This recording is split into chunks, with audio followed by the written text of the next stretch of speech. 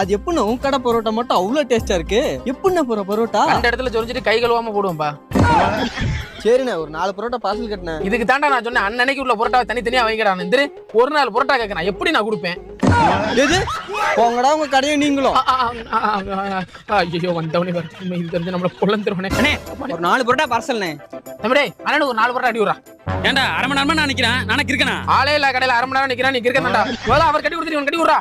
அண்ணே அப்படியே அந்த 4 பரோட்டா கிரேவி மட்டும் கட்டி தானே. தம்பி நான் 4 பரோட்டா எல்லாம் கிரேவி எல்லாம் தர முடியாது, ஓடிடு போட. ஏங்க ஒரு 2 பரோட்டா பார்சல்.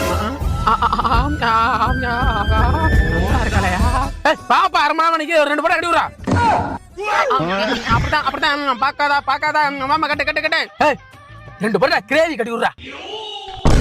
எப்படி பாக்குறான்? அச்சோ பிள்ளைக்கு சிரிப்ப பாருங்க. ஆயோ இதே மாதிரி தினமும் வாங்க.